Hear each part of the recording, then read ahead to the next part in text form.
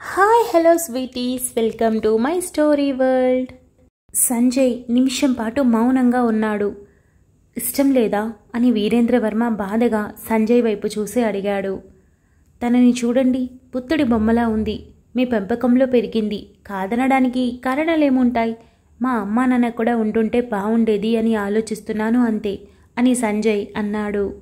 అంటే నువ్వు ఈ పెళ్లికి ఒప్పుకుంటున్నట్టేనా అని వీరేంద్రవర్మ గొంతులో ఏడుపు మధ్యలో ఒక సంతోషం వెతుక్కుంటూ బయటకొచ్చింది. సంజయ్ చిన్న నవ్వుతో ఒప్పుకుంటున్నాను అని అన్నాడు. అప్పటి వరకు ఏ చలనం లేకుండా కూర్చున్న మైరా కళ్ళల్లో ఆ క్షణం కన్నీళ్లు బయటకొచ్చాయి. మనోజ్ చెంపల మీదుగా జారిన కన్నీళ్ళని టక్కున తుడుచుకొని, నాన్న, మాధురి మైరా కన్నా పెద్దది, తనకి చేయకుండా మైరా పెళ్ళి ఎలా చేస్తాం నాన్నా? అటు చూడు మాధురిని, తన చెంపలు అప్పటికే కందిపోయాయి, కన్నీళ్లు కారుతూనే ఉన్నాయి. ఇంతకంటే బాధ మరొకటి ఉంటుంది అంటావా అని అడిగాడు. వీరేంద్రవర్మతో పాటు సంజయ్ కూడా వెనక్కి తిరిగి చూసి, అంకుల్, నన్ను మీ ఇంటి అల్లుడు కమ్మని అడిగారు, ఒప్పుకున్నాను. ఆ హోదాలో ఇప్పుడు నాదో సలహా అని అన్నాడు. వీరేంద్రవర్మకిప్పుడు ఎదురు ఉన్నవాళ్లు చెప్పేది వినడం తప్ప మరో ఆప్షన్ లేకపోవడంతో సంజయ్ వైపు చూశాడు. మరేం లేదు, మాధురి చాలా సెన్సిటివ్ అని మీ నోటి వెంట విన్నాను. అలాంటి అమ్మాయిని బయటికి పంపించడం ఎందుకు? మీరు పెంచి చదివించి గొప్పగా తీర్చిదిద్దిన రిషి ఉన్నాడు కదా, తన చేతుల్లో పెట్టండి, జాగ్రత్తగా చూసుకుంటాడు. ఇంతకంటే మంచి అబ్బాయి మీకు మరెక్కడైనా దొరుకుతాడా? అసలు ఉంటాడా అని సంజయ్ అన్నాడు. వీరేంద్రవర్మకి నిజానికి ఆ మాట చాలా నచ్చింది. మనోజ్ పక్కన నిలబడి సంజయ్ మాటలు విని రిషి వీరేంద్రవర్మ వైపు చూశాడు. వీరేంద్రవర్మ రిషి దగ్గరికి వెళ్ళి తన చేయి పట్టుకొని, మాధురిని పెళ్లి చేసుకుంటావా రిషి? ఈ మాట ఇలాంటి పరిస్థితుల్లో నేను ఒక ఆప్షన్లో పెట్టుకొని అడుగుతున్నానని అనుకోవద్దు. సంజయ్ మాట్లాడిన తర్వాత నాకు మొదట అనిపించింది, ఇంట్లో నిన్ను పెట్టుకొని బయట సంబంధం ఎందుకు వెతికానా అని అనిపించింది. అందుకే అడుగుతున్నాను, నువ్వు నా బిడ్డను పెళ్లి చేసుకుంటావా అని వీరేంద్రవర్మ అడిగాడు. రిషికి ఆ క్షణం ఏం అర్థం కాలేదు. కల్లో నిజమో తెలియదు కానీ తన సంతోషానికి హద్దులన్నవే లేవు. కనీ పెంచిన తల్లి మాటని ఒక మంచి కొడుకు ఎప్పుడూ దాటలేడు.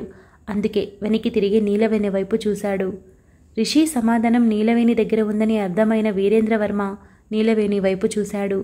నీలవేణి చిన్న నవ్వుతో రెండు చేతులు జోడించి, ఇది మా అదృష్టం, అక్కడ ఉన్నది కూడా నా బిడ్డలే అనుకుంటాను. నేను వాళ్ల పరువు నా పరువు ఒకటే అనుకుంటాను. ఇందుకు నేను చాలా చాలా సంతోషంగా ఒప్పుకుంటున్నాను అని చెప్పింది. ఇక్కడ జరిగేది మొత్తం చూస్తూ ఉన్న పంతులు గారు అంతా కుదిరింది అని అర్థమై ముహూర్తానికి 7 నిమిషాలు మాత్రమే ఉంది అని చెప్పడంతో వీరేంద్రవర్మ సంజయ్ వైపు రిషి వైపు చూశాడు. ఒక్క నిమిషం అంకుల్ అని సంజయ్ రిషి చేయి పట్టుకొని మండపం మీదకి తీసుకొని వెళ్ళి, మాధురి, రిషిని పెళ్లి చేసుకోవడం నీకు ఇష్టమేనా అని అడిగాడు. మాధురి అంతసేపటి తర్వాత మొదటిసారి తలపైకెత్తి సంజయ్ వైపు కన్నీళ్లతో చూసి పక్కనే ఉన్న రిషిని చూసి దూరంగా ఉన్న వీరేంద్రవర్మ వైపు చూసింది. వీరేంద్రవర్మ కళ్ళల్లో కన్నీళ్లు బయటికి రావడం చూసి ఒక క్షణం కూడా ఇంకేం ఆలోచించకుండా తల ఊపింది.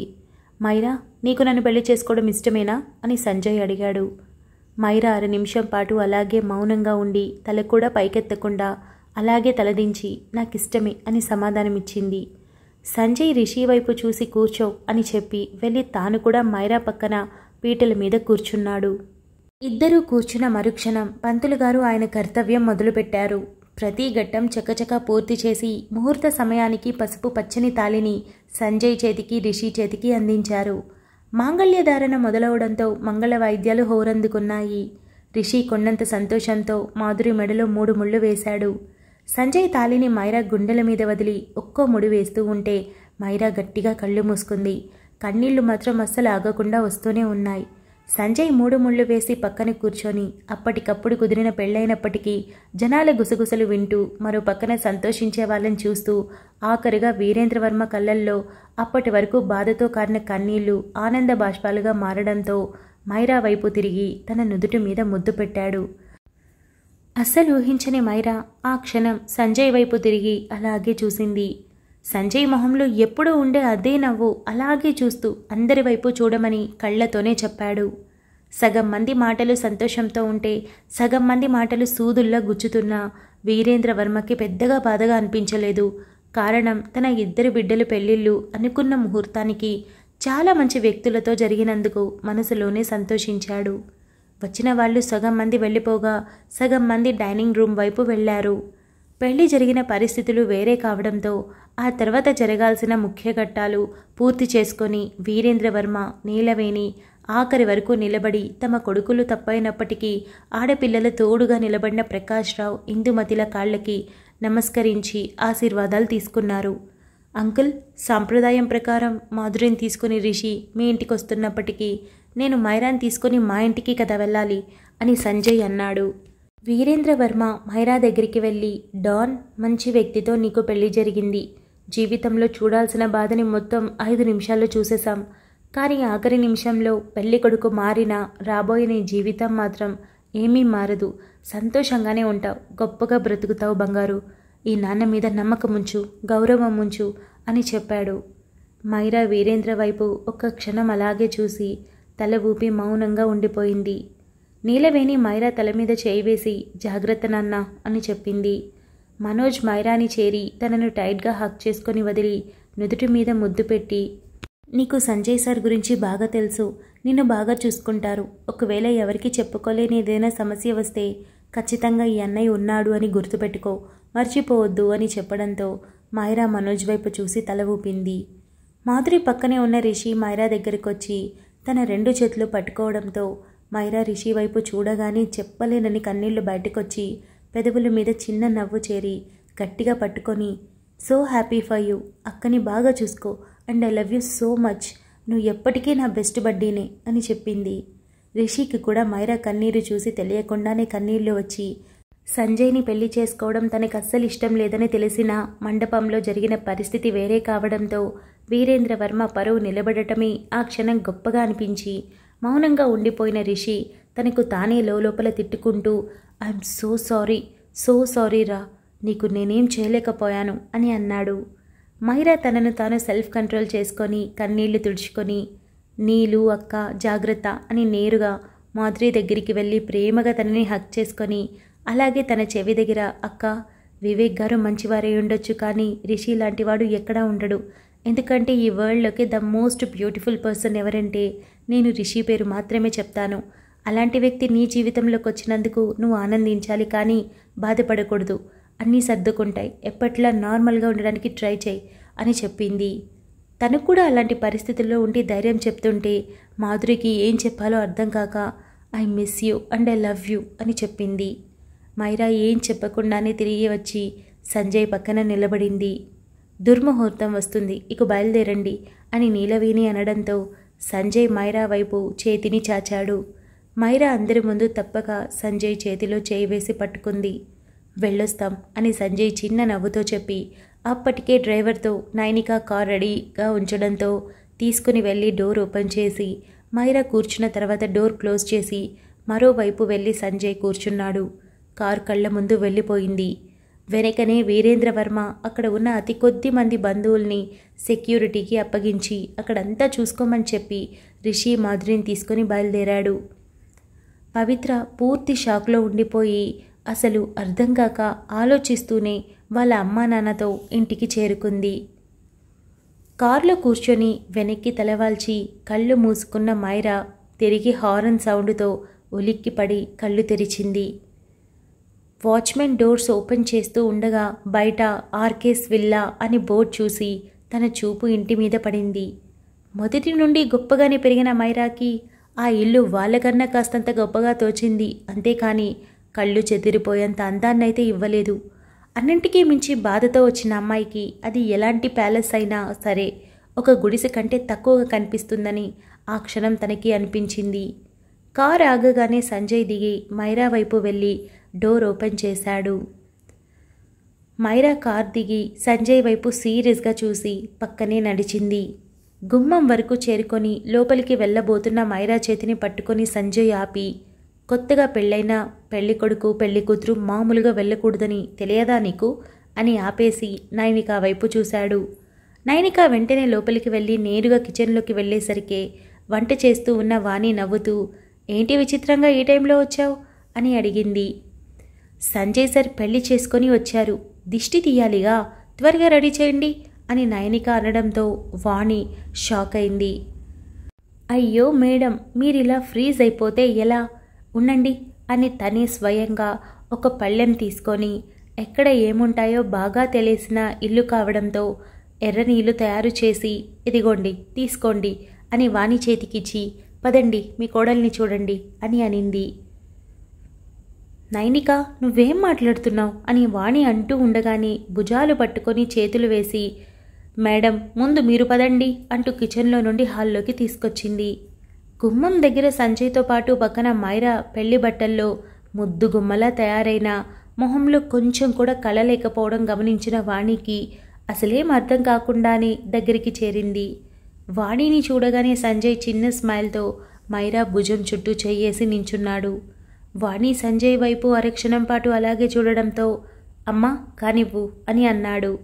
వాణి తల అడ్డదిడ్డంగా ఊపేస్తూ ఇద్దరికీ దిష్టి తీసి కుడికాలు పెట్టి లోపలికి రా నాన్న అని చెప్పింది. సంజయ్ మైరాని దాటుకొని వాణి వెళ్లడంతో ఇద్దరు కుడికాలు లోపల పెట్టి ఇంట్లోకి చేరుకున్నారు. ఇంట్లో అడుగు పెట్టగానే సంజయ్ మైరాని వదిలి మెడలో ఉన్న మాల తీసి అక్కడే టీపాయ్ మీద పెట్టి చకచకా రూంలోకి వెళ్ళిపోయాడు. నైనిక నవ్వుతూ ఇప్పుడు నువ్వు నాకు మైరా కాదు మేడం అని దగ్గరికి వచ్చి కూర్చోండి మేడం అని అనింది. మైరా సంజయ్ వెళ్ళిన వైపే చూస్తూ అలాగే బొమ్మలా నిలబడింది.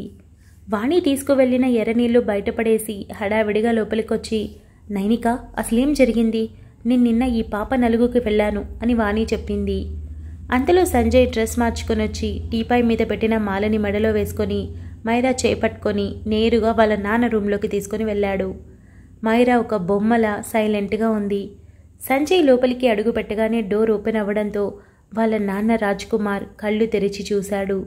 సంజయ్ నవ్వుతూ మైరాని తీసుకొని వెళ్ళి నాన్న ఇవాళ అనుకోని పరిస్థితుల్లో నాకు పెళ్లి జరిగింది, తన పేరు మైరా అని చెప్పాడు. రాజ్ కుమార్ మొహంలో ఎక్కడో సన్నని నవ్వు కనిపించడంతో హ్యాపీనా అని సంజయ్ అడిగాడు. రాజ్ కుమార్ అందుకు కదపలేక కదుపుతూ చిన్నగా తలని ఊపుతూ సమాధానమిచ్చాడు. లోపలికొచ్చిన వాణిని చూసి అమ్మా ఇక్కడ్రా అని సంజయ్ పిలిచి మైరా వైపు తిరిగి ఆశీర్వాదం అని అన్నాడు. బెడ్ మీద రాజ్ కుమార్ ఉన్న పరిస్థితి చూడగానే మైరాకి అసలేం అర్థం కాక సంజయ్ చెప్పినట్టుగానే ఆయన కాళ్ళని తాకి ఆశీర్వాదం తీసుకొని తర్వాత వాణి దగ్గర కూడా ఇద్దరూ ఆశీర్వాదం తీసుకున్నారు. నాన్న నేను నీతో సాయంత్రం వచ్చాక మాట్లాడతాను, నువ్వు రెస్ట్ తీసుకో అని చెప్పి సంజయ్ మైరాని తీసుకొని బయటకొచ్చేశాడు. వెనకే వాణి కూడా వచ్చింది. ఏంటి నాన్న ఇదంతా, సడన్గా ఈ పెళ్లి చేసుకోవడం ఏంటి, నిన్న ఈ అమ్మాయి నలుగుకి మనం వెళ్ళాం కదా, అసలు ఏంటిదంతా అని వాణి అడిగింది. అమ్మ పీట్ల మీద ఉండాల్సిన పెళ్లి కొడుకులు పారిపోయారు, నేను అలాగే రిషి నిన్న చూసావుగా, మా ఇద్దరితోనే మైరా మాధురి పెళ్లిళ్ళు జరిగాయి అని సంజయ్ చెప్పాడు. అయ్యో అవునా, ఇంత చక్కటి పిల్లల్ని పెళ్లి చేసుకోకుండా అలా ఎలా వెళ్ళిపోయారు అని వాణి అనింది. అమ్మ నా ఫ్లోర్లో ఉన్న మరో రూమ్ తనకి చూపించు, నాకు ఆఫీస్లో ఇంపార్టెంట్ వర్క్ ఉంది వెళ్ళాలి అని మెడలో ఉన్న మాల తీసి పెట్టి మైరా వైపు తిరిగి జాగ్రత్త అని తనకి మాత్రమే అర్థమయ్యేలా కొంచెం వైల్డ్గా చెప్పి నైనిక లెట్స్ గో అని అన్నాడు. వెళుతున్న సంజయ్ని మైరా అలానే చూస్తూ ఉండిపోయింది.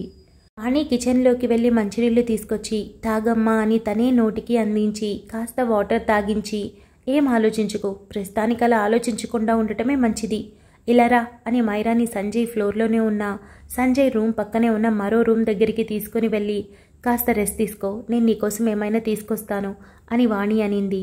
రూమ్లో కడుగు పెట్టి డోర్ వేసి గడిపెట్టుకొని అక్కడే అలాగే కూర్చుండిపోయింది మైరా. అప్పటి వరకు ఎంతో కష్టంగా ఆపుకున్న కన్నీళ్ళు ఒక్కసారిగా బయటికి రావడం మొదలయ్యాయి. ఎంత దాచాలని ప్రయత్నించినా ఆగడం లేదు. ఎక్కిళ్ళు పెరిగిపోతున్నాయి. చిన్నగా ఏడవడానికి తన గొంతు అస్సలు సహకరించడం లేదు. అలా వెక్కి వెక్కి ఏడుస్తూ ఆలోచనల్లోకి వెళ్ళిపోయింది. గతం తెల్లవారుజామున 3:30 గంటల ప్రాంతంలో మంచి నిద్రలో ఉన్న మైరాకి మాధురి దూరం అవుతుందన్న బాధతో రిషి సూసైడ్ చేసుకున్నట్టు కల రావడంతో గట్టిగా రిషి అని అరుస్తూ లేచి కూర్చుంది. ఒంటి నిండా చెమటలు కారిపోయాయి. భయంతో బెడ్ దిగి అడుగు వేసి అక్కడే ఉన్న సంజయ్ని చూసి స్టన్ అయిపోయింది. కానీ మైరాకి ఇదేమీ పట్టడం లేదు. కేవలం రిషిని ఒక్కసారి చూడాలన్న ఆలోచనతో డోర్ వైపు వెళ్ళబోతుంటే సంజయ్ మైరా చేతిని పట్టుకొని ఆపి రిషి మంచి నిద్రలో ఉన్నాడు, డిస్టర్బ్ చేయడం ఎందుకు అని అన్నాడు. మైరా విచిత్రంగా వెనక్కి తిరిగి చూసి నేను రిషి కోసం వెళ్తున్నానని నీకెలా తెలుసు అని చేతిని విదిలించుకుంది. Thank you so much for listening guys. Update నచ్చినట్టయితే లైక్ చేయండి, షేర్ చేయండి, కమెంట్ చేయండి, అలానే సబ్స్క్రైబ్ చేసుకోండి. వచ్చేసాను ముచ్చట్లకి.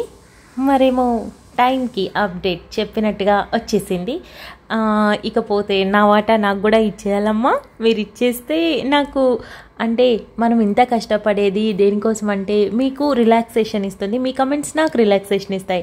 సో మీ వాటా మీ దగ్గరకు వచ్చేసినప్పుడు నా వాటా నాకు కూడా రావాలి కదా. సో నాకు ఏదో ఒకటి, ఒక చిన్నదైనా సరే పర్వాలేదు, ఒక ఎమోజీతో అయినా పర్వాలేదు, ఒక కామెంట్ ఇలా విసిరేయండి. హ్యాపీగా రిసీవ్ చేసుకొని నెక్స్ట్ అప్డేట్కి మంచిగా బూస్టప్ అయ్యి నెక్స్ట్ అప్డేట్కి వచ్చేస్తాను. అంటే పెద్ద రిలాక్సేషన్ కమెంట్సే, సో వాటిని ఎక్స్పెక్ట్ చేయడం తప్పేం కాదు కదా. అదన్నమాట ముచ్చట. ఇంకా పోతే ఎప్పుడూ అమ్మాయిలే లేచిపోతారు పెళ్ళిలో నుండి. ఈసారి డిఫరెంట్గా అబ్బాయిలు వెళ్ళిపోయారు, చాలా బాగా అనిపించిందని కమెంట్ చేశారు. ఎందుకు ప్రతిసారి అమ్మాయిలే ఎందుకు వెళ్ళిపోయి బ్యాడ్ నేమ్ తెచ్చుకోవాలి? అందుకే ఈసారి నేను అబ్బాయిల్ని పంపించేశాను.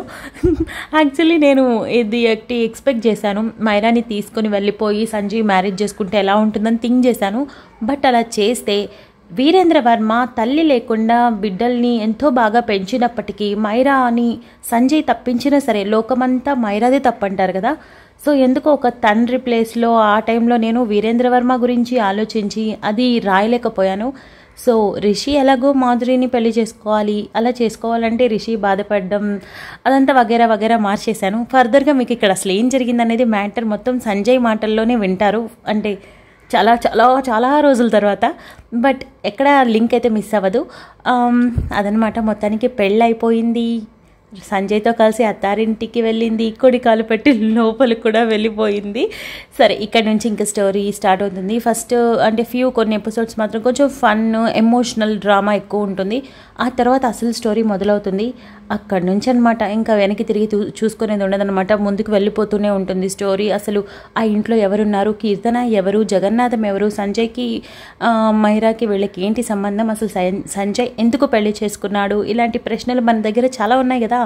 సో వికాస్ వివేక్ ఏమైపోయారు, ఇలా చాలా ఉన్నాయి కదా. అన్నింటికీ ఒక ఆన్సర్ దొరుకుతూ వస్తుంది. సో ఎక్కడ లింక్ మిస్ అవ్వదు. మీరు కన్ఫ్యూజ్గా ఉందని మాత్రం అనుకోకండి, ఓకేనా. ఇకపోతే ముచ్చట్లకే ఎక్కువ మినిట్స్ పోతున్నాయంటే నేను ఆల్రెడీ ఇది వరకు ఎక్స్ప్లెనేషన్ ఇచ్చాను. ముచ్చట్లు అంటే జస్ట్ అలా రికార్డ్ బటన్ ఆన్ చేసి నేను కూర్చొని 2 minutes మాట్లాడితే 2 minutesలో అయిపోతుంది. కానీ స్టోరీ ఎక్కువ ఇవ్వాలంటే 2 minutes కోసం నాకు 15 minutes పడుతుంది ఎడిట్ చేసి వాయిస్ ఓవర్ ఇవ్వడానికి. సో రెండిటికి డిఫరెన్స్ ఉంది కదా, అందుకే ముచ్చట్లు మాట్లాడతాను. అదన్నమాట ముచ్చట. అయిపోయింది. మనం ఈవినింగ్ అప్డేట్లో మధు అండ్ అనన్య కాన్వర్జేషన్ కోసం ఎంతమందో వెయిట్ చేస్తున్నారు కదా. సో అది వస్తుంది, మేబీ అక్కడికి ఎండ్ అవుతుందో చూద్దాము.